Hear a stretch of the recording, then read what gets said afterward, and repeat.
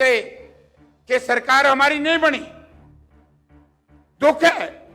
लेकिन आप लोगों ने देखा होगा जिस तरह आदरणीय राहुल गांधी जी ने प्रेस कॉन्फ्रेंस करके इस देश के मुख्य चुनाव आयुक्त को एक चुनौती दी कि हरियाणा प्रदेश की जनता, हरियाणा प्रदेश की आवाम की आवाज को वोट चोरी के जरिए बदलने का काम किया। हरियाणा प्रदेश की जनता कांग्रेस पार्टी की सरकार चौधरी भूपेंद्र सिंह हुड्डा जी के नेतृत्व में बनाना चाहती थी, लेकिन वोट चोरी करके भाजपा की सरकार बना दी। आज उसी का एक गुस्सा है जो बहुत ज्यादा तादाद में आप लोग आए। मैं इसके लिए आपका धन्यवाद इसलिए करना चाहता हूं कि राहुल गांधी जी ने जो कठिन प्रयास करके इस देश की जनता को बताने का काम किया कि लोगों, हरियाणा प्रदेश की जनता कांग्रेस पार्टी की सरकार बनाना चाहती थी, लेकिन भाजपा ने वोट चोरी करके हमारा मैंडेट, हमारे विश्वास को चोरी कर लिया।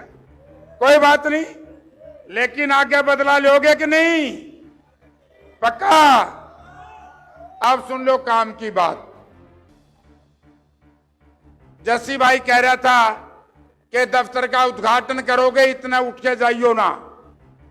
लेकिन मुझे आपका जो हौसला, आपका विश्वास इस बात का प्रतीक है कि आने वाले समय में इस प्रदेश से भाजपा जाएगी और उसकी सहयोगी पार्टियां जो वोट काटू के रूप में आपको आकर के बहकाने का प्रयास करती हैं, जिनका रिमोट कंट्रोल दिल्ली के मनोहर लाल की कोठी से चलता है, वो जाएंगे और यहां पर कांग्रेस पार्टी की सरकार आएगी। और जब कांग्रेस पार्टी की सरकार आएगी, जो मनरेगा की मजदूरी आपकी काट दी, हमारे भाई कह रहे थे मनरेगा, मनरेगा में क्या हुआ आप लोग देख रहे। लेकिन मित्रों, मनरेगा कम बंद कर दी, 31 मार्च को बंद हो जाएगी। आपकी यूएसए डील, अमेरिकन डील, पता लग गया कि नहीं अमेरिकन डील में क्या होगा? ये बेर को भी अंगूर कह करके बेच रहे हैं। मक्की नहीं आएगी, लेकिन मक्की की केक बन के आएगी खड़ के रूप में। सोयाबीन नहीं आएगी, सोयाबीन आएगा, सोयाबीन का तेल आएगा। ज्वार आएगी और फ्रूट आएंगे, फल आएंगे, ड्राई फ्रूट आएंगे। तो वे किसान भाइयों से मैं पूछना चाहता हूं, यदि आपके गांव में भारतीय जनता पार्टी का कोई कार्यकर्ता आए तो उससे एक बात पूछ लेना कि आपके हाथ दिखाओ, भारतीय जनता पार्टी के पक्ष में वोट देने वालों के लोगों के हाथ 730 किसानों के खून के धब्बे से सने हुए हैं, जिन किसानों ने तिल काले कानूनों को रद्द करने का काम किया। और आज फिर दोबारा इस केंद्र की सरकार ने और इस हरियाणा प्रदेश की वोट चोरी की सरकार से मिलकर के ये अमेरिकन डील जो लागू की है, ये आपके खून को बेचने का काम भारतीय जनता पार्टी की सरकार ने किया। रात को सोते हैं फैसला कुछ और सुबह उठते हैं फैसला कुछ। कल देखा होगा अमेरिका के सुप्रीम कोर्ट ने कहा कि डील में जो आपने टैरिफ लगाया है वो गलत है, इमरजेंसी लागू नहीं हुई। सुप्रीम कोर्ट ने ट्रंप के खिलाफ फैसला दे दिया और रातों रात ट्रंप साहब ने फैसला फिर पलट दिया। और हरियाणा प्रदेश के इस देश की बुज़दिल और कायर सरकार अमेरिका के फैसले को मानती है और अपना कुछ जवाब ही नहीं देती। अरे लोगों, समझौते आप कराते हो, समझौता कभी एक तरफा हुआ क्या? जब दो पक्षों में टकराव हो, दो पक्षों में समझौता होना हो, तो दोनों को बुलाओगे कि नहीं? या एक तकड़ा आदमी आके कह दे कर दे भाई जेपी माफ, ऐसे कैसे हो सकता है?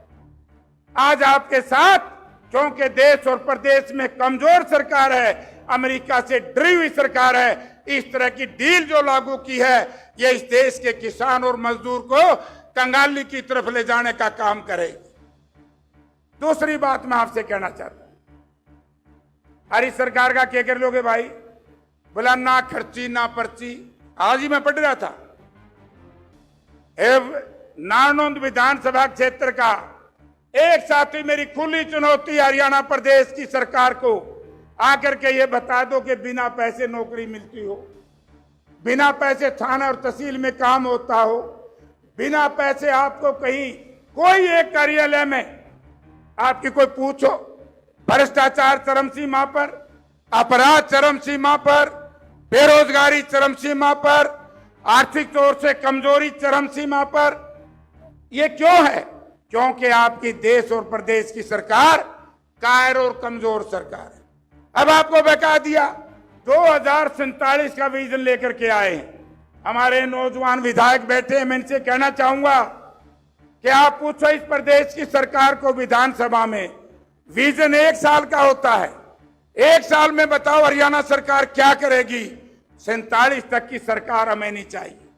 हमने पार्लियामेंट में क्वेश्चन उठाया कि नारनौंद के अंदर, हिसार पार्लियामेंट क्षेत्र के अंदर बाढ़ आई, लोगों को मुआवजा नहीं मिला, तो केंद्र सरकार का मंत्री कहता है कि जयप्रकाश जी, हरियाणा सरकार ने प्राकृतिक आपदाग्रस्त हरियाणा को घोषित ही नहीं किया, तो आपकी सबसे बड़ा कोई दुश्मन है तो हरियाणा प्रदेश की सरकार है, जिसने किसान की फसल बर्बाद होने के बाद भी इस इलाके को आपदाग्रस्त घोषित नहीं किया। तो हालत क्या चल रही है आज?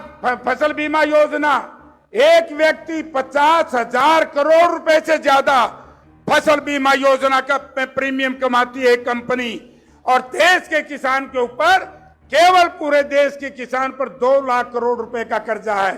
4 साल का जो प्रीमियम है उसमें सारा देश का कर्जा खत्म हो जाता है। लेकिन इस देश की सरकार उस पूंजीपति को, साहूकार को और मजबूत करने का काम कर रही है। हाथ खड़े करके बताओ, आप लोगों ने कितना मुआवजा मिला है? हाथ करके, कुछ तो मिला होगा रामकुमार, जमाए भाई। इनका तो एक काम हो गया, जो मैं कहे करूं, मैं कहना ठीक नहीं है, कर रहे हैं भाई। इस सरकार का नाश होगा, नाश। और जब इनका नाश होगा फिर होगा हरियाणा का विकास। और जब हरियाणा का विकास कौन करेगा? आप लोग जानते हैं भाई, नहीं है। उन्हें काम किया है। मैं आज भी खुली चुनौती देता हूं, 10 वर्ष के चौधरी भूपेंद्र सिंह हुड्डा के काम और 12 वर्ष के इन बेईमानों के कामों की तुलना कर लो। अगर इस हिसार पार्लियामेंट क्षेत्र की चर्चा करूं, एक माइनर बनाया हो, एक एक्सप्रेस हाईवे बनाया हो, एक रेलवे लाइन बनाई हो, एक कोई नहर की खुदाई कराई हो, एक कॉलेज बनाए, बिल्डिंग नहीं, संख्या अस्पताल बनावे, डॉक्टर नहीं, सब डिवीजन बना दिया, मुलाजिम नहीं, सड़कों में खड़े, बिजली जरूरत पड़ती है। बाढ़ के दौरान मुझे पता है जन्नत किराए के लोग बड़े रोते थे, वहां बिजली नहीं। तो आज है क्या? आज आपके खून और पसीने की कमाई को जिस तरीके से देश और प्रदेश की भारतीय जनता पार्टी की सरकार लूट रही है, अगर उससे पीछा छुटाना है, आज ही संकल्प लेकर के जाओ कि जब तक ये मनरेगा दोबारा जीवित नहीं होगी, जो इन्होंने जीवी जी राम जी का कानून बनाया वो खत्म नहीं होगा, अमेरिकन डील रद्द नहीं होगी, बच्चों को रोजगार नहीं मिलेगा, हमारा संघर्ष चौधरी भूपेंद्र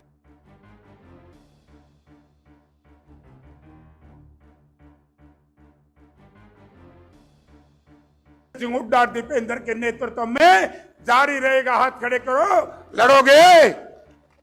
आपका बहुत बहुत धन्यवाद।